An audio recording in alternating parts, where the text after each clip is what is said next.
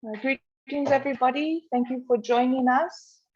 We're just adding our panelists to the webinar, and we will be starting shortly. Thank you for your patience.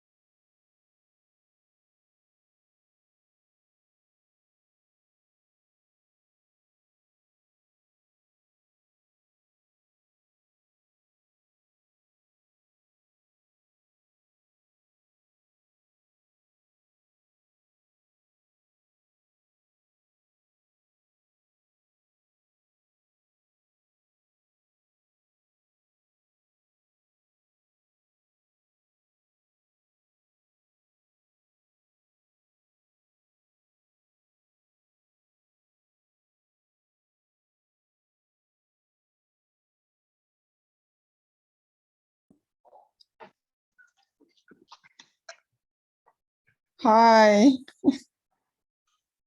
Hi, Joaquin. Thank you for joining us. Sorry, I did the last resort, which is reboot. Sorry about that. Good to see you. Thank you. Okay, everybody. We'll kick off now that we have everybody online.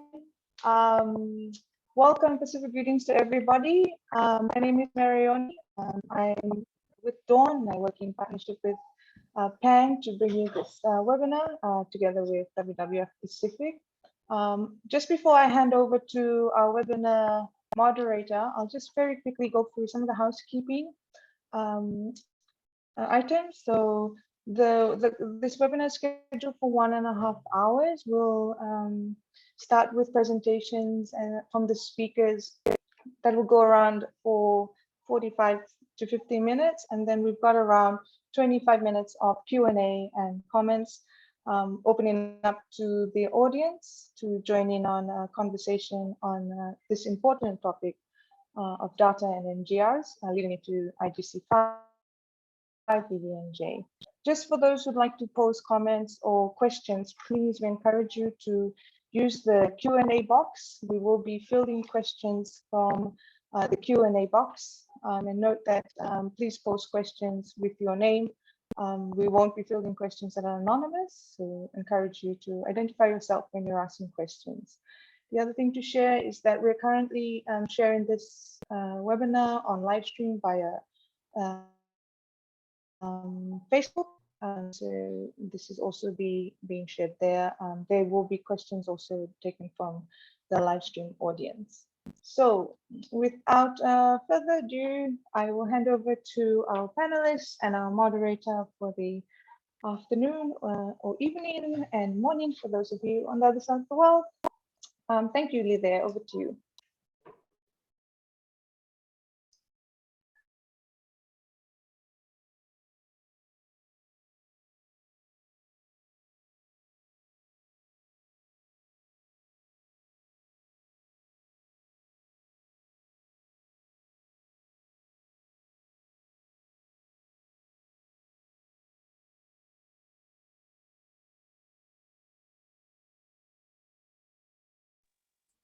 You're muted.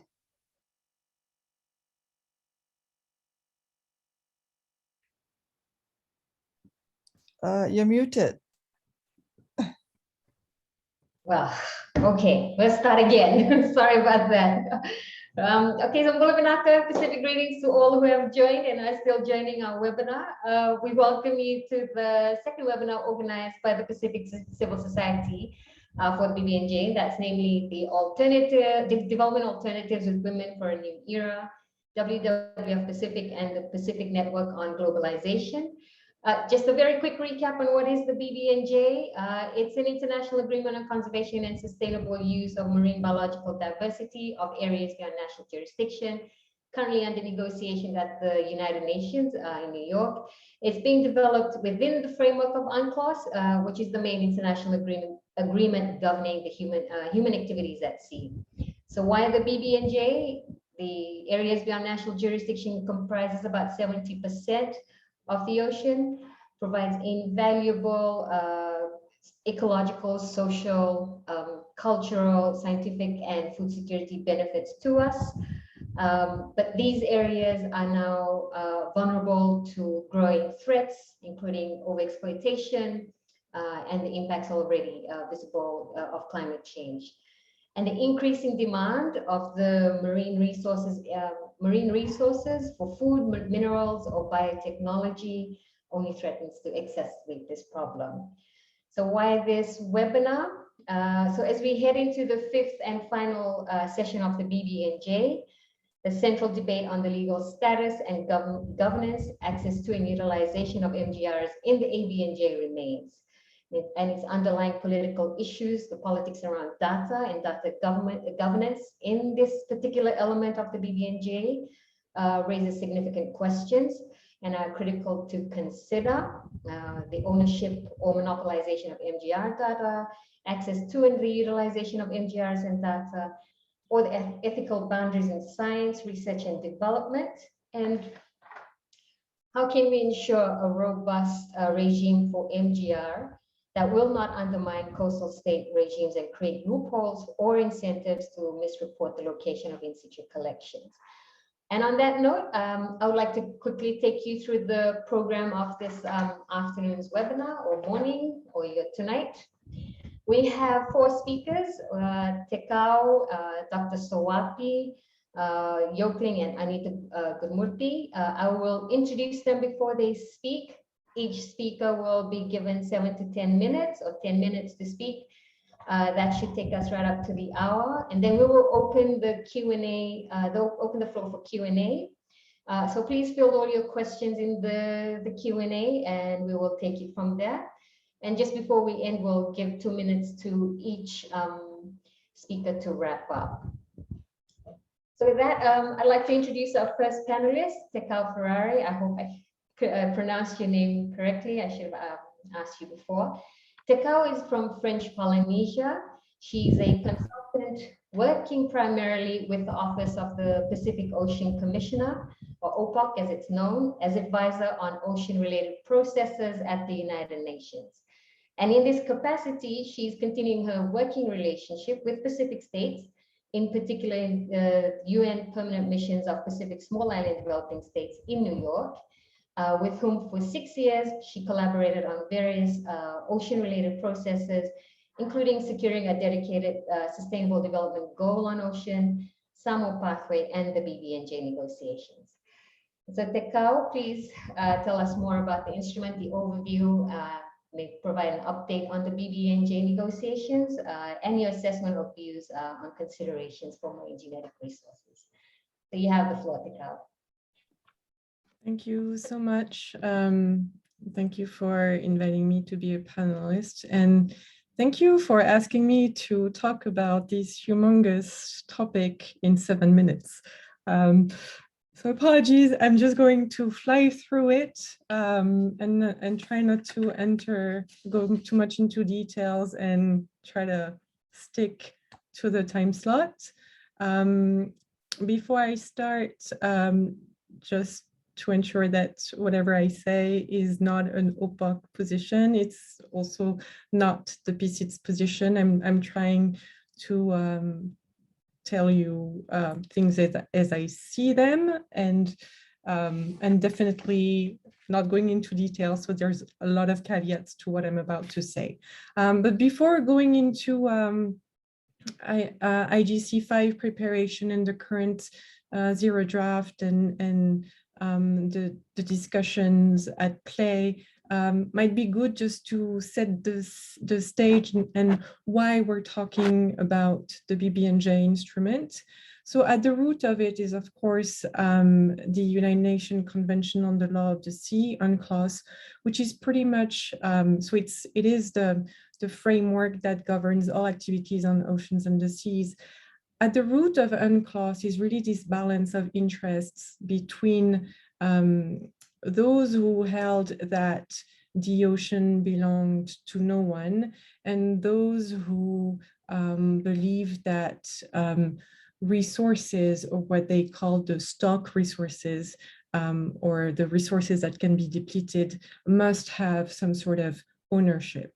And so from there, different zones were created in UNCLOS, maritime zones, and each zone have their particular legal regime.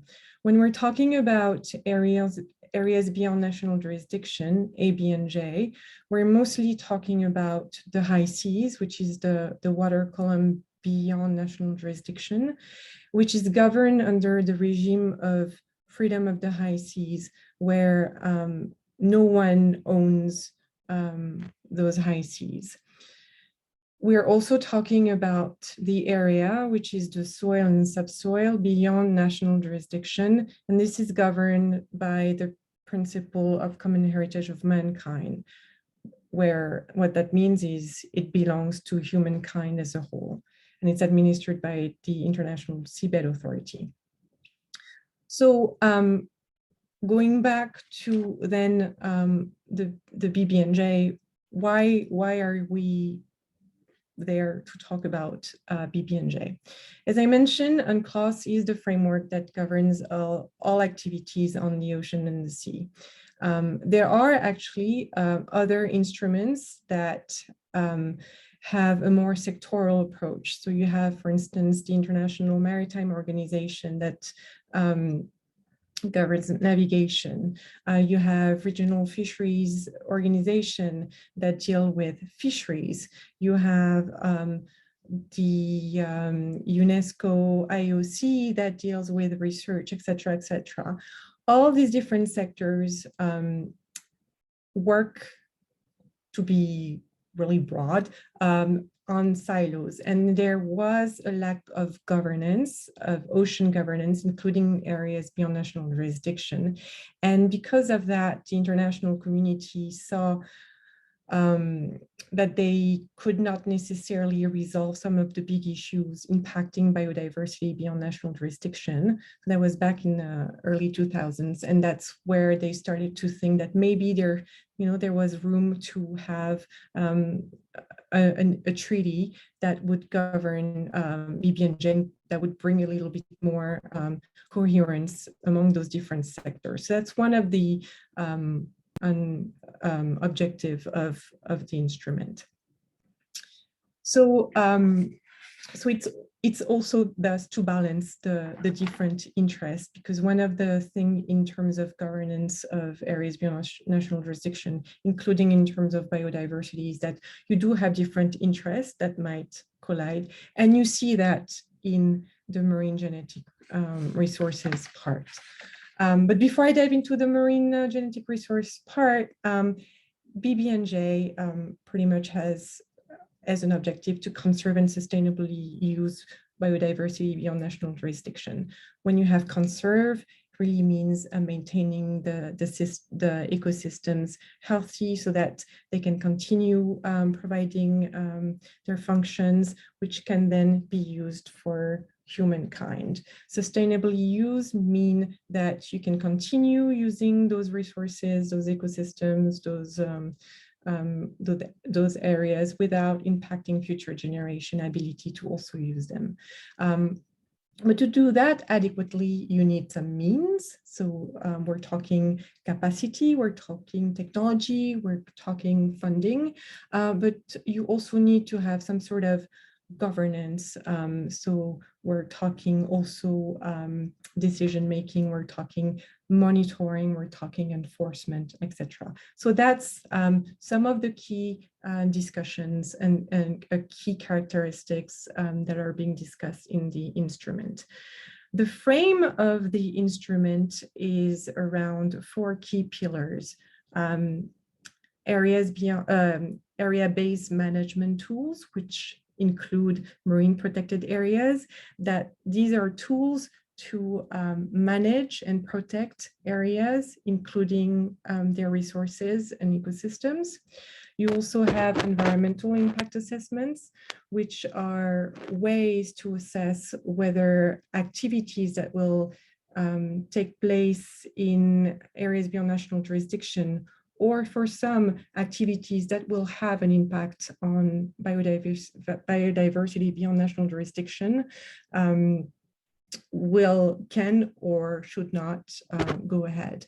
You also have then discussion on marine genetic resources, and more specifically, what type of mechanism or process can be put in place so that the access and utilization of those resources can generate some benefits, and to whom should these be shared, so that the use of that biodiversity, the genetic resources, can be as equitable as possible.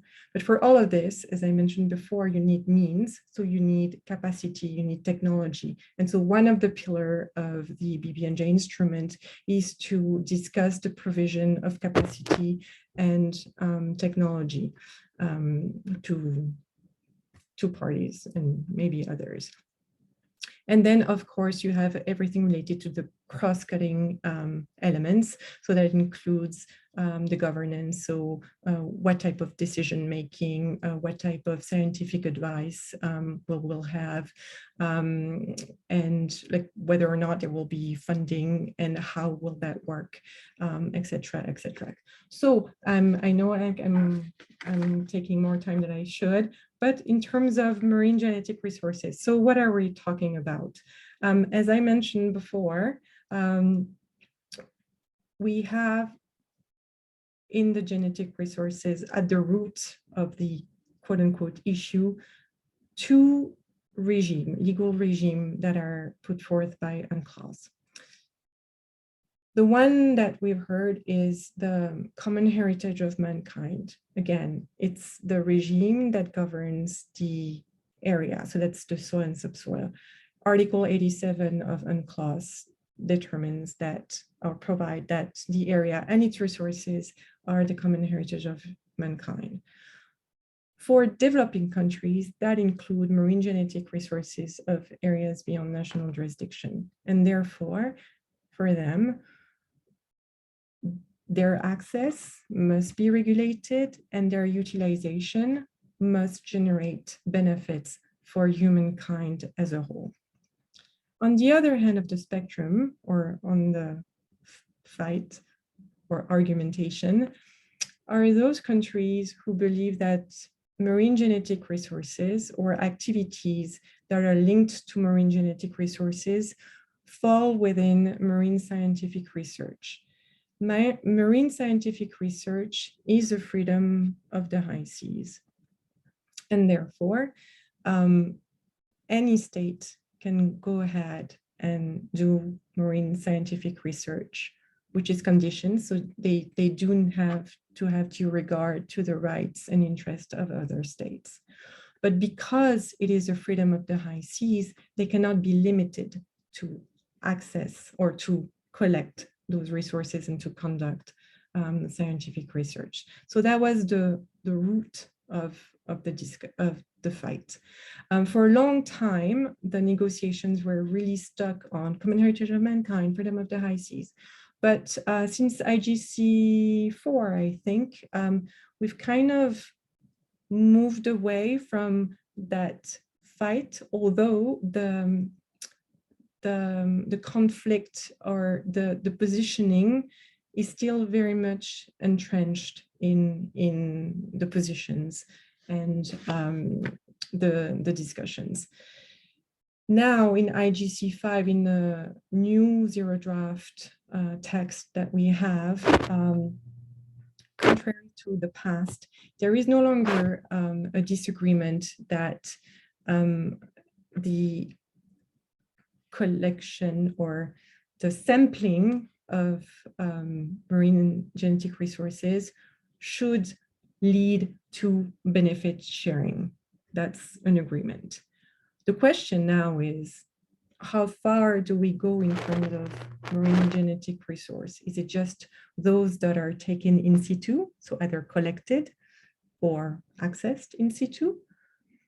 Or do we also include benefits to be shared after resources are collected ex situ, so in repositories, for instance, still in physical samples? Or do we go even beyond when those resources samples are converted into information or data, such as digital sequence information, which Katie will discuss a little bit further. But do these also generate benefits? There is currently no agreement. No agreement on that. Another issue is that of fight, if I may say, is whether or not benefits will include only non-monetary benefits, such as capacity, like trainings or invitation on cruises, or access to some information with the sharing of information, or would it also include monetary benefits? Like, for instance, would the commercialization of a product that came from some marine genetic resources of ABNJ generate payments of some sort to either a set of beneficiaries or a global fund or whatnot? There is currently no agreement on that, and that's part of the discussion. So I see so there's definitely, there's also some agreement that there should be a way to not necessarily trace, but any access, including collection in situ, would need to be notified to the instrument. But then how that operates, there's still some discussions on that. Some other discussions that are happening now is what will be the relationship between this instrument, BBNJ, and the CBD, including the Nagoya Protocol.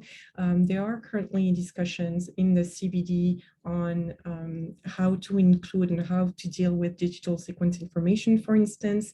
There's also a discussion on the creation of a multilateral access and benefit sharing mechanism. So all these are still up in the air. One last thing that I really wanted that I'm gonna end up on is a joint proposal by Australia, New Zealand, Pacific SIDS, Norway, and Maldives, and that's on the access of traditional knowledge associated with MGRs of areas beyond national jurisdiction. So this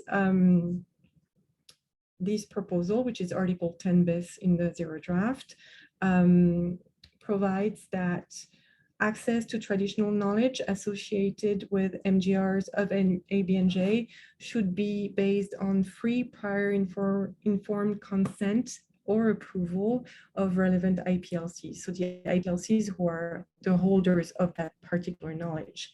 That access may be facilitated by the clearinghouse mechanism that will be established under the instrument. And any access or utilization of that knowledge would need to be agreed on, would need to be done on mutually agreed term. So that's, I think, one of the least controversial proposals so far in the instrument, but I might be a little bit subjective on that. So I think I went way beyond my time, and I apologize. I promised myself that I will not, but I'll be happy to discuss more later. Thank you.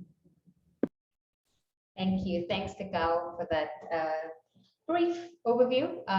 Certainly more questions and answers coming from the heading into IGC 5. Okay, so next, we'll head straight to Dr. Katie Sowapi from Rendova Island in the Solomon Islands.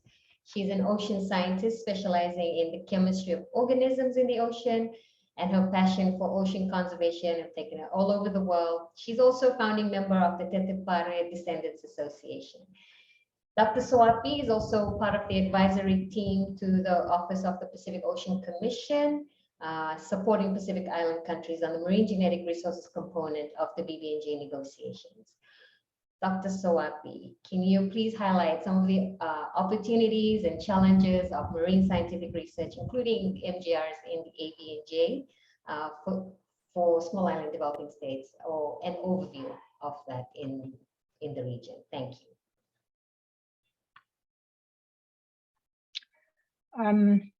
Can I share my slides? Yes, you can.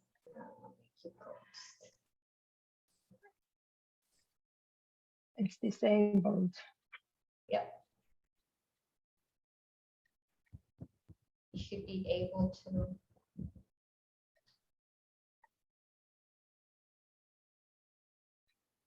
You should be able to share now.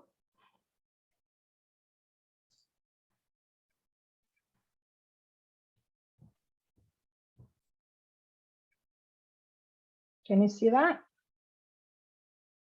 Yes, we can. Okay, thank you. Thank you, moderator.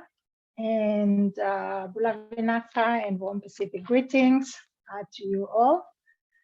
Thank you for the kind and generous introduction. And thank you also for this opportunity to speak on MGRs.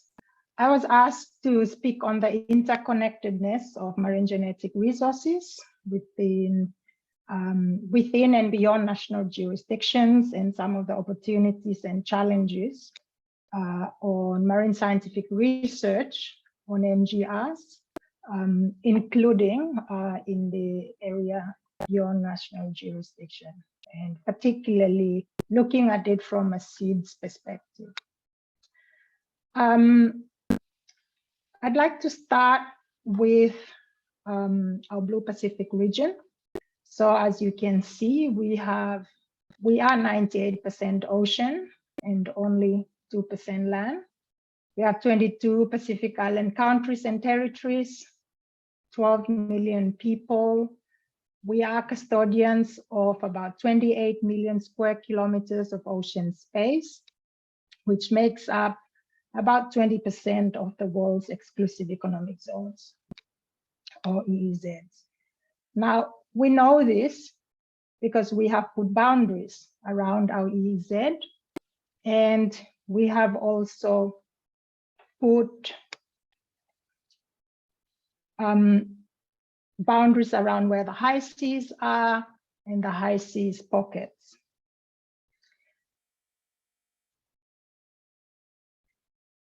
But for ocean organisms and marine organisms, they often don't have boundaries. You know, the ocean is the largest ecosystem. It is interconnected, and it doesn't operate at all in sectors, in silos, and in boundaries. It doesn't recognize or respect those EEZ and high sea pockets and lines that we put around our claim on. So the ocean itself is full, as we all know, of biologically and genetically diverse marine organisms. From the coastlines of our shores, my apologies, somehow this is going on a time which I didn't know was there.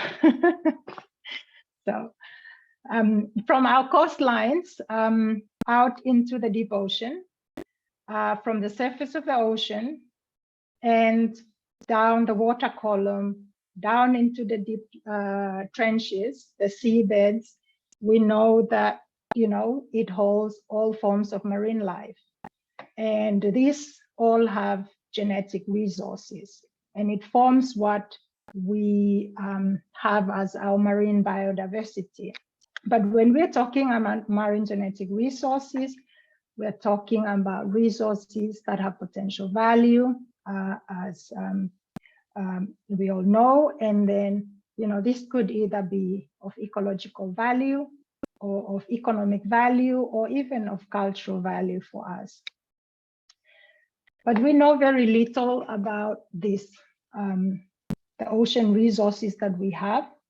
Most of our ocean is still very much unexplored. And I think you all know the saying that we know more about the surface of the moon than we know about our ocean floor. And the key thing here is, how do we get to know our ocean floor and the resources that are in there? Well, we need data and we need science. About 4%, only about 4% of global research on marine science is on marine science, according to the Global Ocean Science Report. And so we all know that we have large data gaps on how life is distributed in the ocean. And this opportunity that marine genetic resources and the BBNJ provides can really bridge this gap in data that we have. The science is quite heavy on the marine genetic resources, but the information that is collected will be very critical in identifying and helping us understand our biodiversity, the ecological connectivities, the distribution of organisms, and it can help us develop habitat maps, marine spatial planning that can help with our ocean governance, including contributions to conservation and sustainable use of ocean resources. For us in seeds and pea seeds especially, the ocean is central to our lives, to our people. The ocean influences every aspect of our life. It is central to our culture and it also sustains our livelihood. And our proximity to unexplored ocean areas, including these deep sea areas that are within and also beyond national jurisdiction, and the highly diverse marine ecosystems. Our interest in this is no surprise, because whatever happens in the deep ocean will impact us. And so our interest in this area is, we are interested and we want to protect our neighborhood. Now, before I talk about the challenges and opportunities in marine scientific research, I just really wanted to very briefly touch on this. These are just some slides I added just before I came on.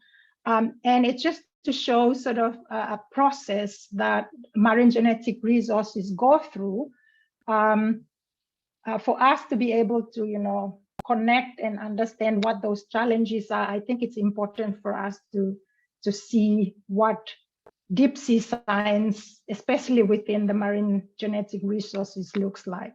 So you would have a cruise which would go out, and often this takes quite a while to organize, a huge expedition with scientists from all sorts of different thematic areas, but within the ocean space. So you might have fisheries, you might have microbiologists, you might have chemists, you might have oceanographers and deep sea mineral experts, and they all go out together, and the sampling is done, as you see, using often with robots. This is the collection in situ, which is referred to in the BBNJ instrument.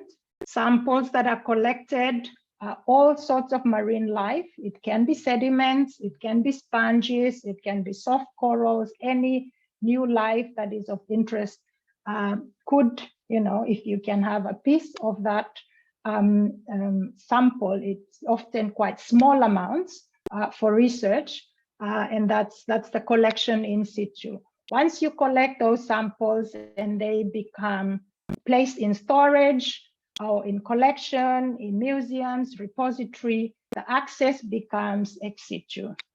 And once you also start working on the samples, you collect their DNA, and this becomes, you know, as a placeholder, it is currently digital sequence information, or DSI. I think others will speak to that. But this information will then go to gene banks or data banks. And sometimes the chemistry is also collected, for example, micro molecules that could then be tested. Now, that's the process of utilization. So if I go back just a bit to the extraction, all of that starts the process of utilization. The process goes through a whole big range of, you know, processes. So from testing, it could go through different extraction and purification methods. And I just wanted to put this as an example here, a couple of cancer drugs that were isolated.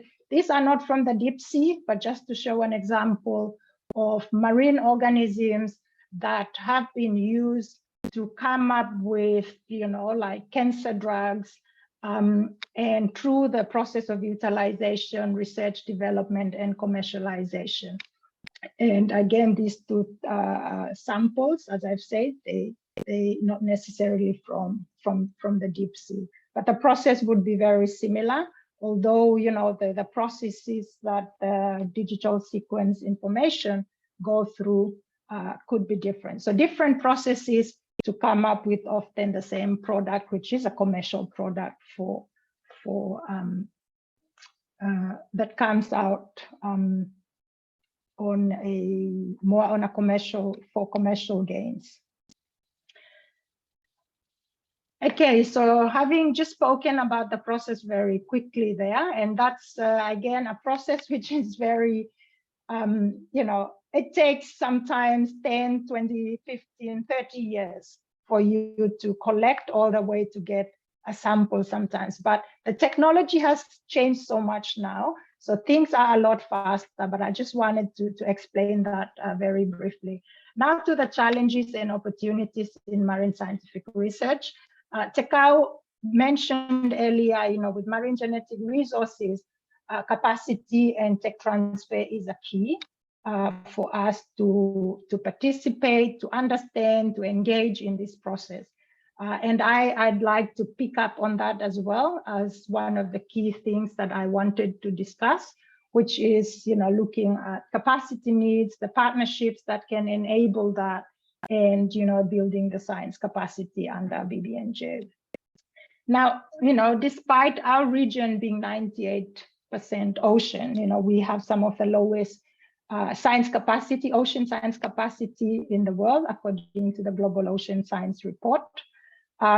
We know almost no Pacific Islander took part in the Ocean Science Assessment Report. The IPCC report doesn't have any Pacific Islanders. We don't have research vessels to actually go and do our own, you know, research in the high seas. I think apart from Fiji, that has a hydrographic survey vessel. And so when we're talking about capacity, you know, even the basic capacity is often lacking for us. So just on the needs, I think this provides a real opportunity for us, this BBNJ instrument, to co-create opportunities for marine research that are demand-driven, that actually addresses our needs and are based on our needs. And so there's a needs assessment that's mentioned in the instrument. But what I'd like to mention here is that, you know, as part of this, some of the key things we should do is how can we participate in such research? But not only participate, you know, how can we actually analyze the information to help decision making and provide critical data to support national, regional, and global commitments that arise from this treaty? And you know, a lot of times these research topics that come to us are predominantly driven from Pacific Rim countries and developed nations. So I think for marine scientific research, often, although we give our consent, we are often, we don't often get involved in the research itself, the cruises, although we have to give our consent. And often, you know, publications don't include our people. And I think under this instrument, some of this probably needs to change if we are to build our capacity. And one of the key things is the demand-driven and created processes that could really identify and address the needs and priorities of SIDS. The second thing I'd like to mention is the partnerships and the opportunities that can arise. I think access to data is something we're going to talk about. I'm not going to really touch on that too much, but you know, for us to be able to participate in this research, we need to have, you know, we need access to information. If we want to manage our resources, we need to be able to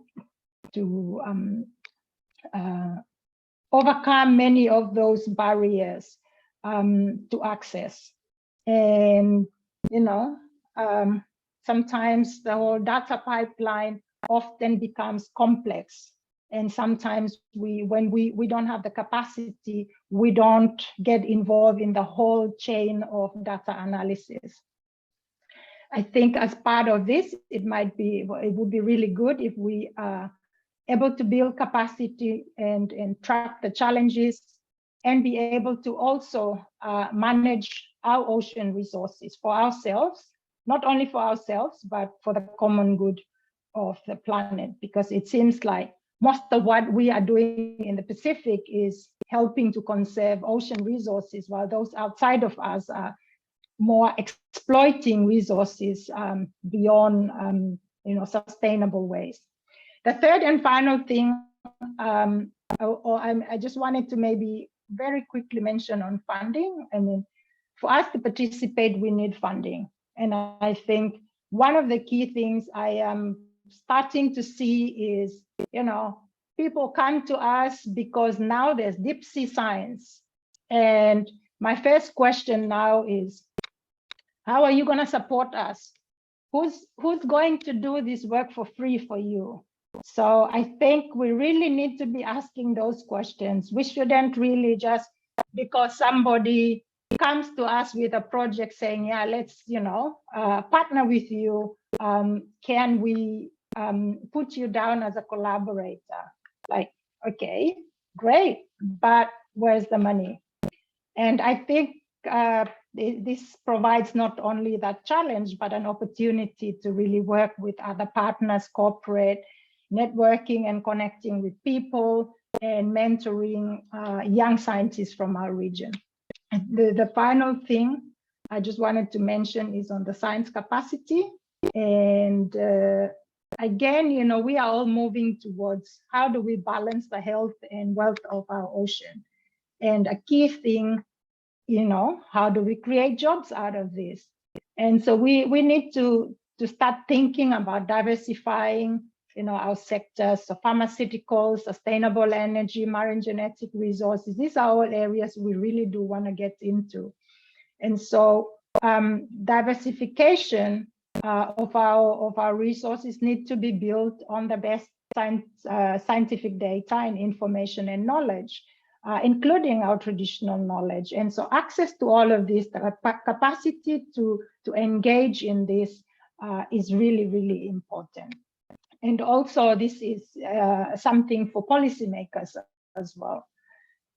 And, you know, we are hoping that good partnerships and approach to inclusive capacity building under this instrument, you know, hopefully, although it's voluntary, maybe it can be a mandatory capacity building and tech transfer as part of this instrument.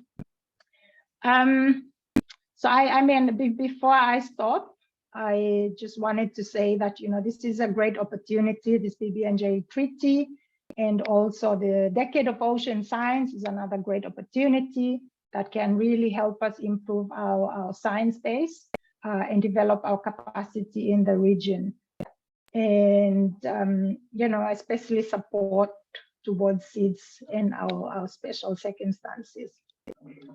This is a quote, and this is my last slide. Sorry, I'm going to stop talking now. From a scientist from seeds. There was a report that came out last year on interviewing scientists from seeds, and this is the comment from one of the scientists. We don't know what's in our EEZ. We need capacity to better understand our EEZ, and then we could use that to better engage with ABNJ. Thank you for this opportunity, and Vinatwa Lebo. Thank you very much, Dr. Sawati. Again, more challenges that we see, but also really asking for meaningful participation or intentional participation for pieces or for small island developing states to realize the opportunities that lies within this instrument also. So our third speaker, we'll head straight into our third speaker, is Yokling. Yokling is a lawyer and is the Executive Director of Third World Network, an international nonprofit policy research and advocacy organization with its secretariat in Malaysia. Yokling works on sustainable development issues with a focus on social justice and equity issues and the effects of globalization on developing countries. Among her current research and advocacy work are issues related to trade and investment, biodiversity, and community rights. Yokling will take us through the importance of ensuring equity in addressing access to digital sequencing information related to biodiversity and the benefits derived from such data, and the need for the Global South to have access to digital sequencing information in databases controlled by external parties and entities. Thank you, Yokling. Thank you so much. Can I just share screen as well, very quickly? Sure. Just to say greetings to all of you. Very good to be taking part in this discussion. I was just thinking, listening to both Dr. Katie and also to Tekera. It is like listening to the discussion a few decades ago when the Convention on Biological Diversity was being negotiated, because back then the same discussion around resources, means of implementation, financing, etc., was a very, very big topic. So when we think about what is going on now with the BBNJ, it really is the same kind of debate. So I will quickly just use the slides because there are quite a few things that have cropped up. First of all, I want to start with this quote from Albert Hammond, who is part of the Third World Network team, who's been really tracking biopiracy issues of physical samples for many, many years. And he is working a lot on digital sequence information and also following quite a number of the negotiations going on in the CBD and also in the WHO. So, and this quote actually sums it all. He says that the current dominant and inequitable international sequence data system is this thing called the International Nucleotide Sequence Database Collaboration.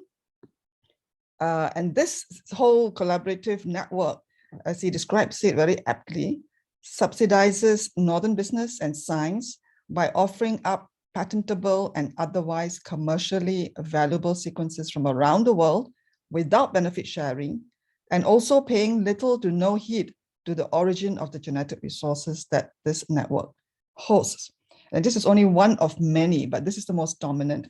The reason I'm starting with this quote is because there is a lot of demand from the industry, pharmaceutical, agribusiness, science, even military research for open access to resources, and now open access to immediate, in fact, wanting obligations on member states of the United Nations. When you have, if you have any control over resources or data, you must quickly share that under different circumstances into an international system. So they want free access, but once it gets into this collection, terms and conditions kick in. So when we talk about access, which we have heard so far, access for the South to be able to get oftentimes to our own samples of resources and to the information that comes from our own resources, then the access is closed. But I think there are two types of access here, because when we talk about free access, the other side is getting a lot of free access, and then they lock it up either through the use, commercialization, and the use of intellectual property. And there is a provision in the draft treaty, the BBNJ, on intellectual property, which is actually quite worrisome, and I'll come to that at the end. Let me see, I'm trying to, okay. So very quickly, the whole concept of fair equity and, hang on, sorry.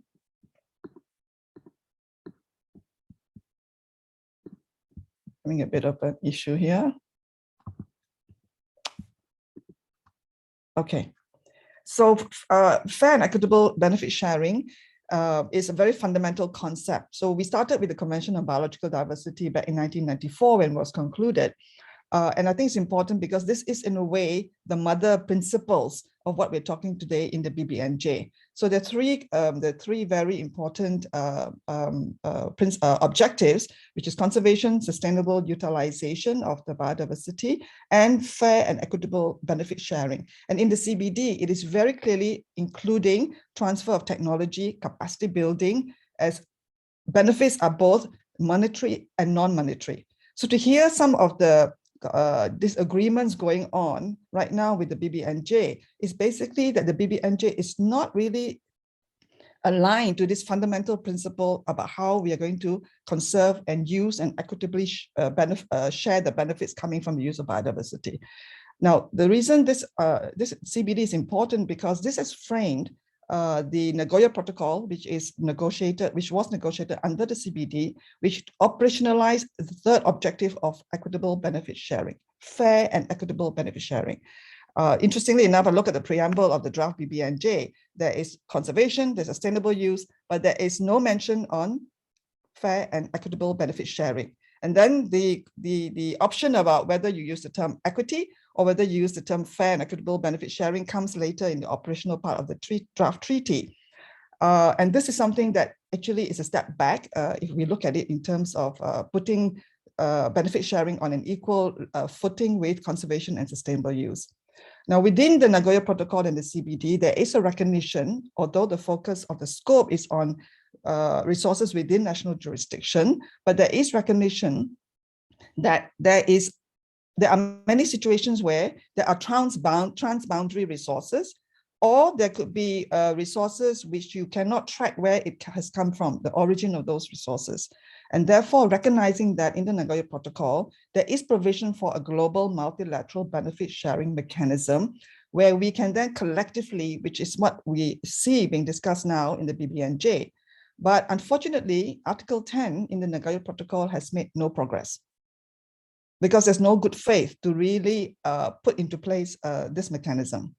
Now, the same principles of the CBD actually guided the International Treaty on Plant Genetic Resources for Food and Agriculture, which is under the FAO, what we normally call the SID Treaty. It is about conservation, sustainable use, fair and equitable benefit sharing of agricultural resources, which are in the list within the treaty.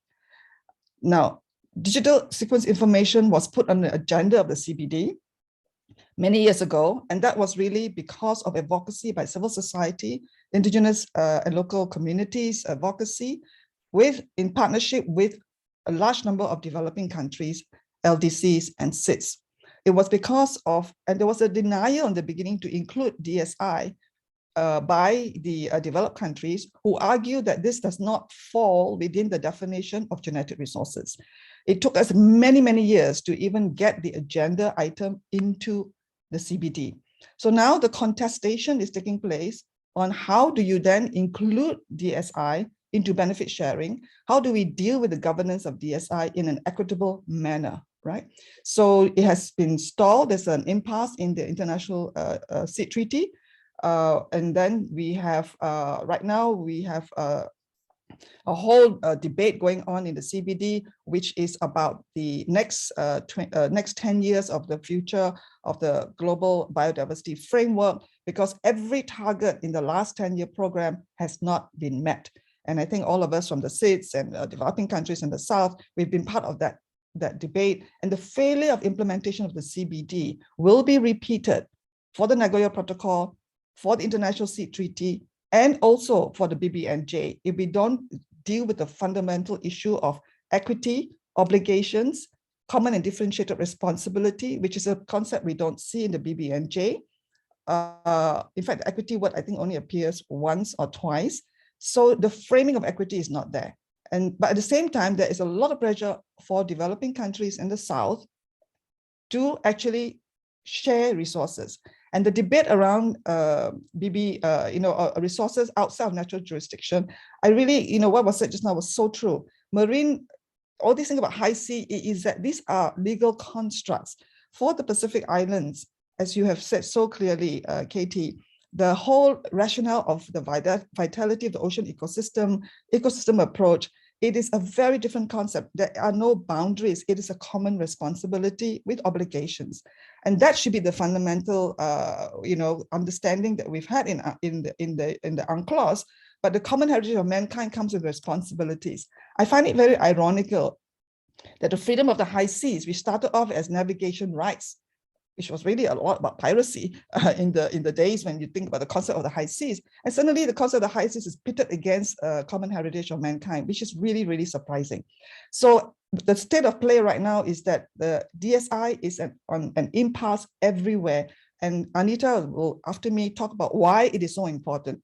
Right now, the CBD, the struggle with putting DSI there was to say, if we don't include DSI, then everything that we constructed, assuming it's only about physical samples, then we will lose huge chunks of our rights to our resources and to the benefits on those resources. And if we don't have the same equitable framework for the marine resources outside of national jurisdiction, then it will be a one-way traffic of extraction, and there will be common heritage of mankind for the purposes of accessing those resources and information, but no reciprocal sharing across, especially with those in the Pacific Islands, right? Now, I put in the third thing on the screen, which is really very interesting. This is the WHO framework, not so well known, on pandemic influenza preparedness. And a number of countries and some of us in civil society work together to really put in the CBD principles of fair and equitable benefit sharing into the WHO in relation to pathogens, because a lot of pathogen samples were being collected during the during the avian flu. They were developed into diagnostics, into vaccines, into all kinds of therapeutics, especially vaccines in this case. And what happened there was everything became private property through patenting by the pharmaceutical industry, and we who supplied, and people died in the process, during pandemics and outbreaks. And those samples taken from the South were free, but then when it comes to the benefits for the diagnostics and the vaccines, we have to pay so much. And we saw this in COVID. COVID illustrated this massively. And this fundamental inequitable system, I think, has to be addressed. Now, where we stand in the CBD, very quickly, major differences remain. The last meeting of the open-ended working group, which is dealing with the post-2020 global biodiversity framework for the next 10 years, within which the Africa group, from the beginning said, if DSI is not included, there cannot be consensus on what to do in the next 10 years. The fight there is really about taking away equity and putting into place a one-way traffic as far as resources and DSI is concerned. The last meeting in June ended in absolute disarray because it was the first in-person meeting after all the hybrid challenges of the last 2 years. So in principle, there is broad support from all the parties to say, yes, we must create a multilateral benefit sharing system for DSI, because how do we track origin, et cetera, et cetera. And this means we do not stop access for sequence information for biotech, pharma, agriculture, and other industries. So we want to have unencumbered international flow. And so in principle, we all want that. And we agree that in return, we will have monetary benefits through some kind of a fund to support conservation and sustainable use in the South. This is part of the discussion in principle. But when you go into the details and the positions of each of the country, you are very lucky in BBNJ, you actually have a 250-something page compilation where you can actually transparently see which countries and which blocks are taking what position. In the CBD, we do not have that luxury because a lot of the process of the United Nations in the transparent way of negotiating has also been undermined. So this is actually quite a bit of a crisis. So the devil is in the details, because where do the North actually stand as we saw in COVID at the beginning, let's all have global public goods. Let's all be in solidarity. But when it came to the reality, it was hoarding intellectual property, 2 big pharma companies controlling, publicly funded research. The next meeting for the CBD of the open-ended working group will be in early December, followed by the Conference of Parties. They hope to conclude this massive, everything is in brackets. Everything is actually not decided. The whole document on DSI is also unresolved. So whether there will be meaningful DSI benefit sharing is still an open question. And I've put links to 2 articles that Edward Hammond has written, which actually gives us a lot of the details. Now, very quickly, I raised the WHO pandemic influenza preparedness framework, because this is probably the only concrete example where benefit sharing actually materialized. And this was not easy. There was tremendous resistance, even though almost all countries in the world are CBD parties. The United States is not a party. So in the WHO, the United States tried to stop this from actually even being born. And so did all the countries in Europe, etc., where they have big pharmaceutical interests. In the end, we did get it because of the solidarity of the South.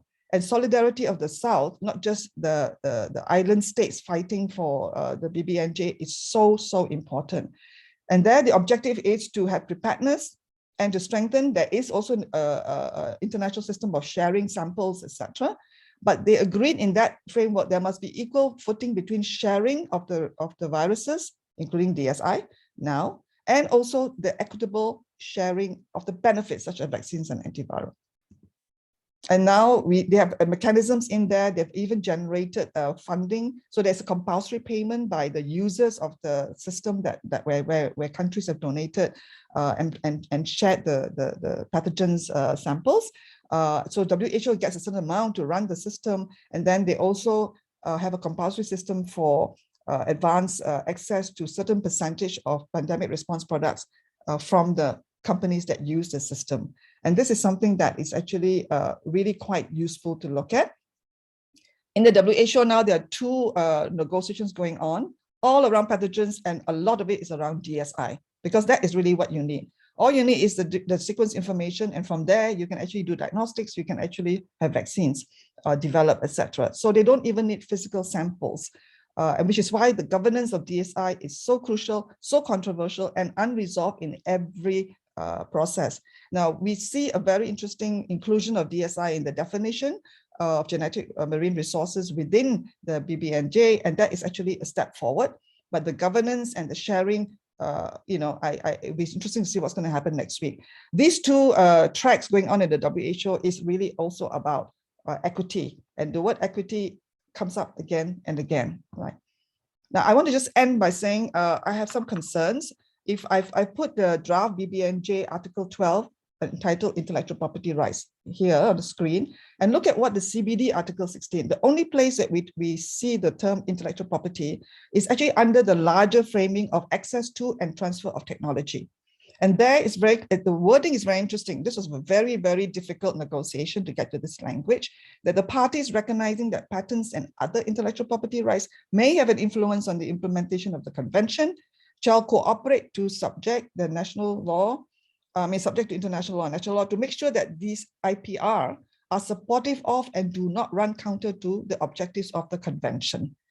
This is a very different wording from what we see in the BBNJ, which says parties shall respect.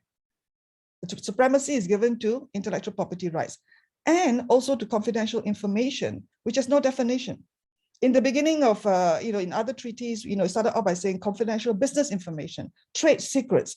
But in the protocol, Cartagena Protocol on Biosafety under the CBD, that was where confidential information crept in, and it could be anything.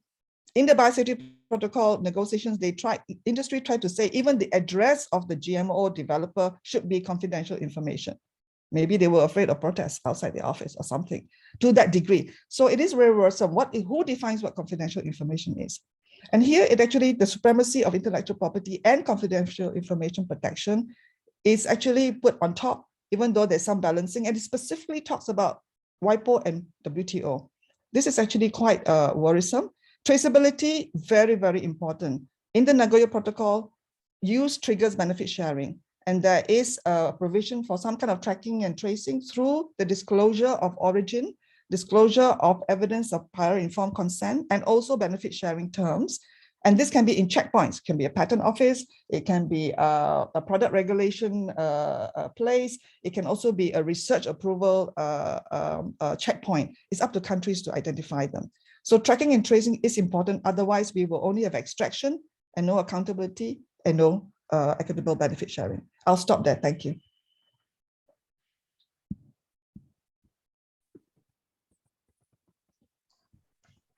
Thanks, Yoklin. That was very also very worrisome to just listen to the politics around that happening in different negotiating platforms or different instruments. We will go straight into Anita since we're almost we're eating up time. Anita is a founding member and executive director, excuse me, of IT for Change, where she leads research on the platform economy, data, and AI governance, democracy in the digital age, and feminist frameworks on digital justice. Anita also serves as advisor and expert on various bodies, including the UN Secretary General's 10-member group in support of the technology facilitation mechanism, including other forums on algorithmic governance.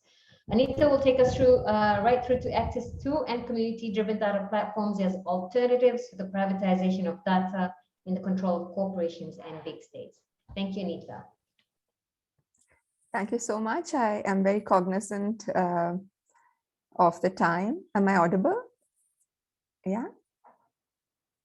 Okay, I'll continue. So what I'll do is speak a little bit after those stellar presentations. I think my job is perhaps easy, but I draw attention to the big data paradigm and take us a little bit through what confronts us when we actually think about digital sequence information and biological resources and how they get recoded in the form of data, digital data, and what that actually means with respect to questions for equity, benefit, and public interest. What we need to understand is that big data sets in economics, there is a term called option value. Option value is a term that's pretty interesting, that you may not necessarily know what the use of a particular resource is at this point in time, but you tend to hoard it because you believe that there might be possibility of future use. So big data and the raison d'etre of digital capitalism is to hoard big data in order to answer questions not yet pertinent, but may become very important in the future, which is why big data is property. It is locked up, and it allows you, as you hoard more and more data, and as you become the first mover, in a particular arena, to recombine data in a different, in different ways to increase the possibility of generating analytical insights, and then, of course, using that to make something that becomes proprietary. Correspondingly, today, not just natural resources or biological resources, but also developments in IoT, the Internet of Things and related technologies, allows you to combine data in ways that release insights and intelligence that are phenomenal. So your physical environment, your social environment, and your smart connected objects create for you a new basis through which you can define knowledge. And this is really what we need to understand, is the transition that is at a whole of economy level. And in many ways, it renders many of our global rule systems partly anachronistic and sometimes even redundant. And that's actually the fight that Yoklin was describing in the ways in which the DSI debates have kind of paralyzed, global negotiations. So obviously, Big Pharma wants to reorganize its research around data analytics. I mean, no surprise that. And that's because earlier you used to have a trial and error method in the lab, right? Today, I think, in even just 9 years ago, 10% of medicines in development ever reached patentability. But today, what you can actually do, and Dr. Jerwick's lab says that it just takes 8 seconds to do what used to take months to do before. So that's actually the power of marine and oceans data being put through drug discovery in AI-based models. Now enter synthetic biology. So you actually have synthetic biology meeting AI models, and this really gives you unprecedented ways by which you actually move paradigmatically through high throughput data measurement and collection systems that generate the exact large-scale data sets you need to arrive at generalizations. So earlier you had to collect these samples, physically transport these samples. Just imagine the logistics involved today through images, electronic data records, and what have you. You could actually analyze.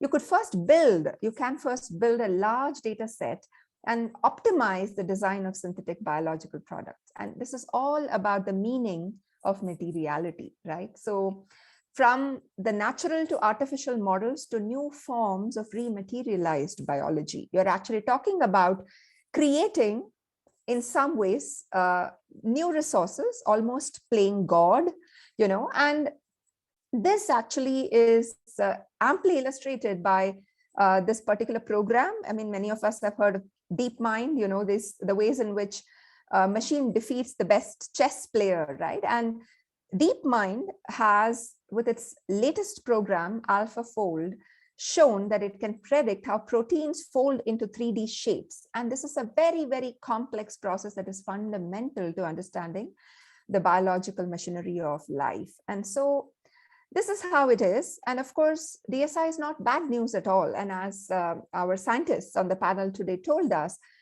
we have been able to really have breakthroughs even in, for instance, treatment of or cancer therapeutics, right? So what we actually see is that the crisis actually occurs in the realm of rules.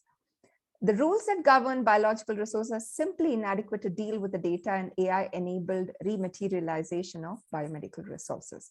Although technically data is non-rivalrous, that is, if you use it, that doesn't deplete the use. For me, technically this is true, but under current de facto regimes, it is locked up, right? Because you have these big monopolies controlling data and locking them up because of confidentiality, trade secrets, and what have you.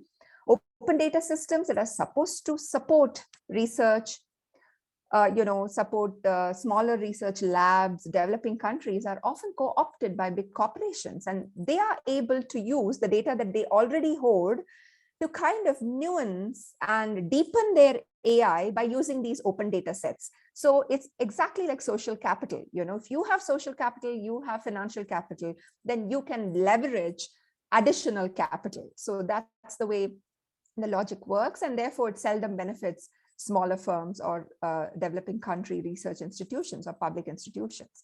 So all of this also basically raise an important question about equity and fairness, capabilities, what technology transfer even means when data is freely flowing across borders and there is absolutely no regime in order to control that, and the infrastructural support, the scientific infrastructural support that you need become digitalized, right? So then what does it actually mean when you don't have the raw material of data, neither do you have the AI models as developing countries? So how do you first generate that data locked up in private coffers?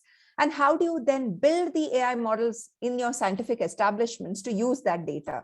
So you're actually very stuck. And even as we are fumbling in developing countries, FTAs and trade rules become the instrument through which richer countries are forcing developing countries to part with their data. So free flows of data is leading to demands for freer flows of data. So that's actually a paradox. And in this, actually, there is a fragmented system of rules, which has already been explained in different ways by others who spoke before me. There is indeed also a move to privatize stewardship regimes, community ownership regimes. But many of these work very well in the countries of the North. And these are also very often multi-stakeholder systems where, for instance, a rich country like, let's say, Switzerland, will cooperate with the WHO, which will set up this WHO BioHub facility. And this system is primarily beneficial to people who are already well endowed, with the research capabilities, etc. And this entire process of sequencing, storing, preparing, sharing, and all of this is extremely complex, and developing countries fall behind. And that is why the African region spoke very, very aptly and very clearly about how without a multilateral DSI system, they simply cannot actually reach any conclusion, because they are very clear that this is about the future. It's not about today, and it's about the future. And how can the African region simply write away their future through some kind of implicit mechanism of privatized DSI management, right? So that cannot happen. We also have, as Yokling pointed out, the International Health Regulation 2005 review that is taking place now. And we do have to compare what the committee reviewing COVID-19 said, which is, and it's quite chilling. They recommended that state parties should really readily share real-time information, but did not at all say anything about what the review committee said earlier in Ebola outbreak about how samples and sequence data should be balanced. That is, the sharing of data should be balanced with benefits distribution as well. So today, increasingly, the silence on benefits, is really what we should be watching out as a committed civil society. And this discourse is blatantly shifting towards legitimizing datafication for private capture. Also, we are just about beginning to understand how natural ecosystems are integrated with financialization and digitalization through cryptocarbon initiatives run by big tech companies to facilitate micropayments of carbon credits using crypto tokens, basically trading people's resources, forest resources in the global south as options for future offsets. Very often they say they're including the local community, and they're also issuing tokens to the local community. But all of this means nothing, because very often the current regimes on cryptocurrency prevent people from trading in certain jurisdictions. So what about communities, indigenous populations in these jurisdictions? I mean, buying these crypto tokens is not going to see a better future for them, but you really are indulging in greenwashing and green grabbing, right? So two problems are unique to data, and I'll just take 2-3 more minutes to conclude. I'm sorry, I'm rushing, but I do think that we are ending soon. So, but this is very important from a big data perspective, and I want to put that on the table here. The question here is not only limited to traditional knowledge and fair compensation, as we used to talk about, but it is about science and technology itself. My data, or data originating in a particular source community, is contributed to a pathogen pool. And therefore, we used to argue in the good old days of discussions around malaria that developing countries need to benefit. And if pathogens are collected from a sample in a particular jurisdiction, you better make sure that those drugs go back to those jurisdictions. But today, it's extremely difficult, when we talk about big data pools, to actually isolate source and provenance. And even if you could do it, it's simply impossible when you combine data to produce a particular product or an innovation to say that data cannot be used in research for the discovery of, let's say, treatment of another disease, right? So what you actually see in the big data conundrum is the fact that it is an informational governance challenge. It's not a material governance challenge. You're not really confronted with the question of how do you govern the oceans? How do you govern pathogens? How do you govern biological or biomimetic resources? What you're confronted with is how do you govern the information about these resources? So we have to do a mental shift here, and online digital repositories are actually intangible public or common pool good, and data has to be treated exactly like the oceans. Data has to be treated as belonging to a common resource, a common pool resource, the commons of humankind. The second is that the monetary sharing of benefits from the use of DSI have extraordinary difficulties to go back and share with communities. You know, like the PRP framework, at least you can trace back the sources and put the money, but actually we need to now think about benefits at a global level and not really benefits at a highly localized level. This also means, and I conclude with this, and this is where questions of regulation need to go beyond the fragmentation into a nested approach, right? So what is a nested governance approach to big data? Firstly, we need multilateral rules for data collection, sharing, use, and what are the ethical and normative foundations. And you might even consider a global data constitutionalism where you outlaw at the global level you know, certain uses of data. You should clearly say that data cannot be used as a killer switch during war, right? These things have to be articulated. Based on this global model, we also need sui generis systems for domains like health, domains like, you know, for instance, biological resources. And we need such multilateral rules also to reaffirm that if the oceans, for instance, belong to humankind and not to any one person, the data about the oceans also belongs to everyone, right? So that needs to be asserted through this regime. The amount of effort already invested by the FAO, the WIPO, the WIPO, and the CBD in the space of DSI already suggests that these organizations may be well positioned to collaboratively address the governance gap.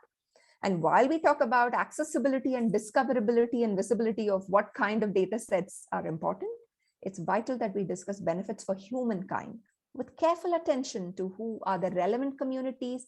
And indeed, if source and provenance cannot be established or traced, we need to actually think about what is the meaning of democratization of benefits. We also need to pay attention to the harms. What is intellectual property effectively doing in the age of data? Can we just dismantle the system? Of course, this is not part of the CBD rules or the seed treaty, you know, that Yokling spoke about, but it is very important considering that we don't have a binding treaty on corporations, and we need it badly because governance regimes internationally for businesses connect back to questions about monopolization, runaway financialization, and therefore the responsibility and obligations aspect that Yokling spoke about is crucial. Then in the nested approach, we have national data laws which are needed to manage data as a resource. And this would mean what big pharma, big labs cannot do in my country. You know, this is what Dr. Katie spoke about. Don't come to me and sell something to me as an opportunity. Tell me exactly how it benefits my country, right? So in all our public-private partnerships, we should actually have ways by which data public goods or digital public infrastructure that is coming to us through these private partnerships are not creating new dependencies. We don't want to be dependent. We want to be autonomous, right? As countries, as communities. And finally, when we create international and national stewardship rules for community-based management of resources, we really have to think about rules of not just inclusion, but also rules of exclusion. What cannot be done when you create an open source networked community is very, very important, so that if we have created something for fisher people, for small farmers, and those working within agricultural systems managed outside of the capitalist system, we need a system to distribute collective agency and collective benefits, right? So rules of exclusion and stewardship based rules are very, very important. And I stop here. Thank you so much. Thanks, Anita.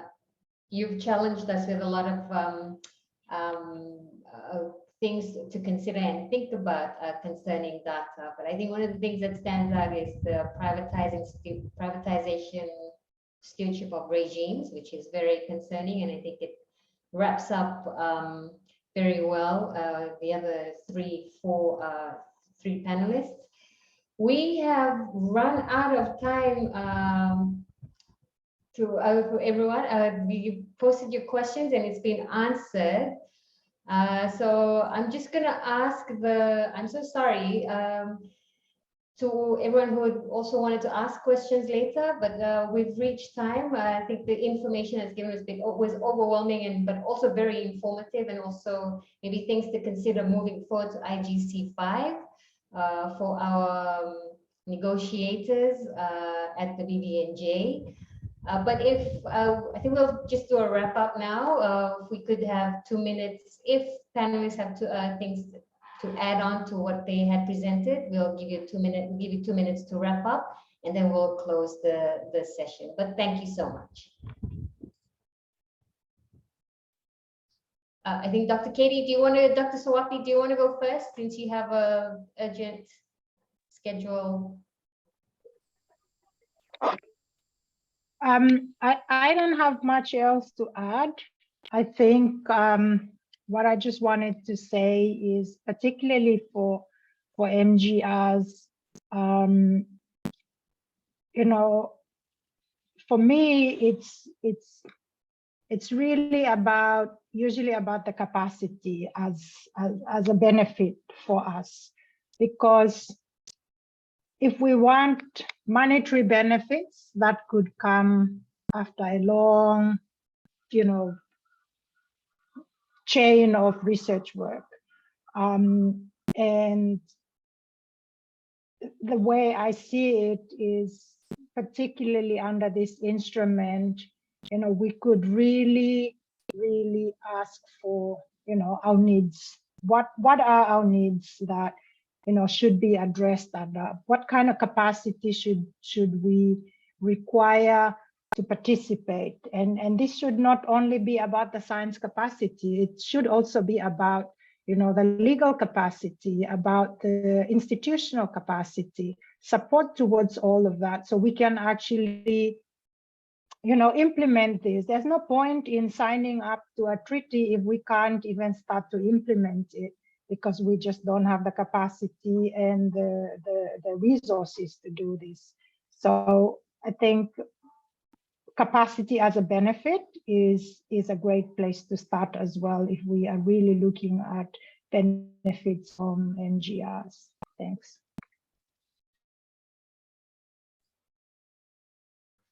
Thanks, Dr. Sawapi. Takao, do you want to go next? Thank you. I'm not going to add much because then it will take us to tomorrow morning. Apologies. No, I would like to thank the panelists. It was very informative hearing other views. The BBNJ instrument is definitely a difficult process, and as you must have understood by now, there are so many interests. Many are competing, and so, well, at the same time, we want to have a robust instrument, and many delegations say that they do want a robust instrument. All have different views on what robust means. So how are we going to bring everybody equally unhappy, but happy enough to sign on the treaty, so that as many countries as possible, or as many parties sign on to the instrument, so that it becomes as, or tend to be as universal as possible. So that will be the big challenge, I think, in the next IGC. So we'll have 10 days to make magic. So yeah, we should send all our best wishes to our negotiators who are working really hard to close the text.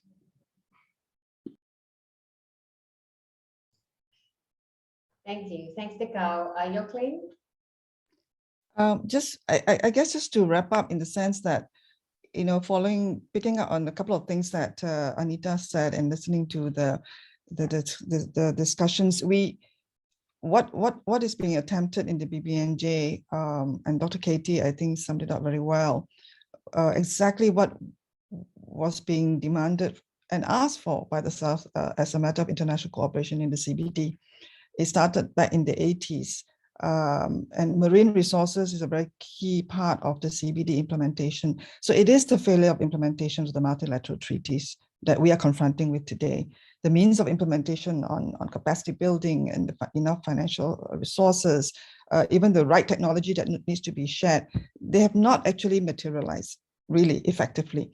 Multilateralism, frankly, is at a low ebb, but we cannot give up, because what we're talking about needs so badly multilateral solutions, whether it's to say certain things cannot be done because they're not acceptable, to push back on, the privatization and the monopolies by a few big companies.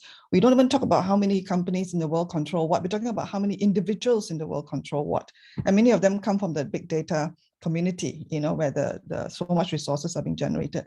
So then when we turn back and look at what we need in the Pacific or any part of our world, we still need those fundamental things. So I think the challenge really, and the BBNJ actually has gone further than what one could expect. It's been many years. So let's get together. But I would say, if we cannot implement the treaties we already have, which had a better chance in terms of the outcome and more international solidarity 20, 30 years ago, perhaps what we would not want to see coming out in the BBNJ is hope that doesn't come with implementing mechanisms. Let's work together to make sure that that can happen. And all the best to all the negotiators. Let's work together. There's a lot to do in and outside of any treaty. Thank you.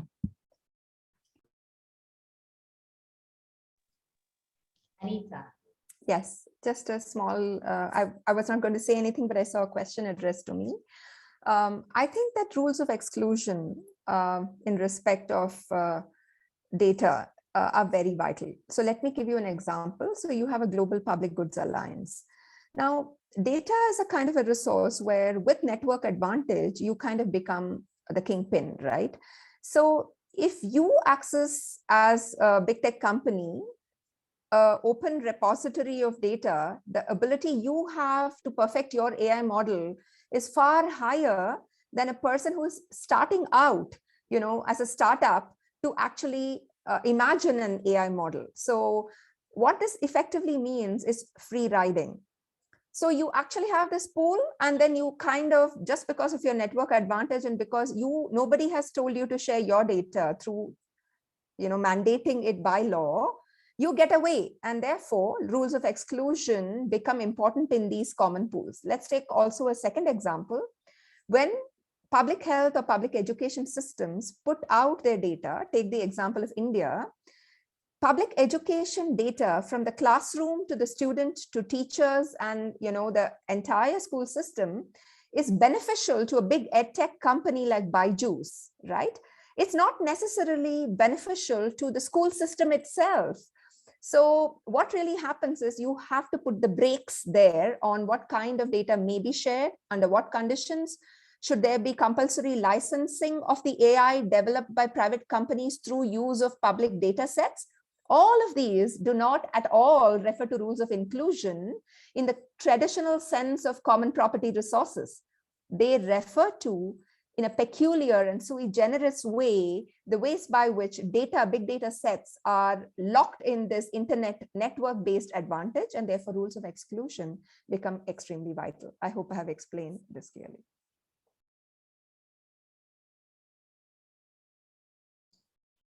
Well, thank you so much, Anita. And that brings us to the end of our discussions today. And thank you so much to all the panelists.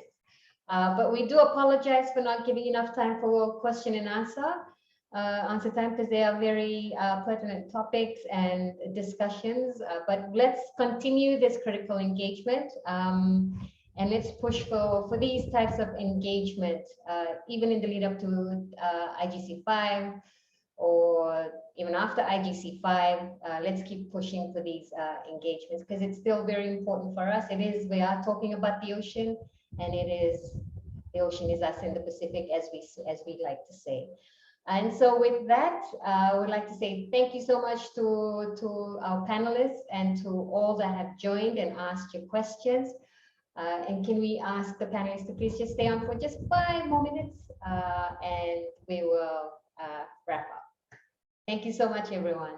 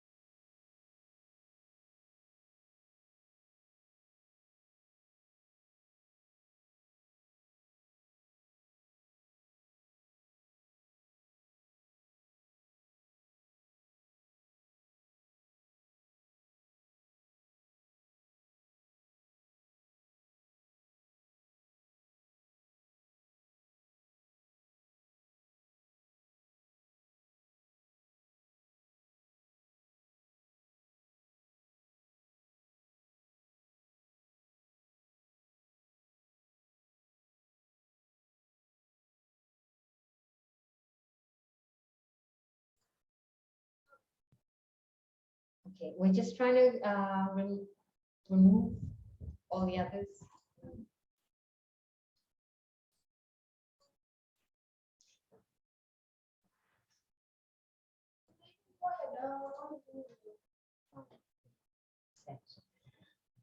Issa, thank you so much. I'd like to thank all of you very much. I know that we had a little bit of last minute things to add into our concept paper, and also talking points, and also our clashing schedules and timetables and itineraries.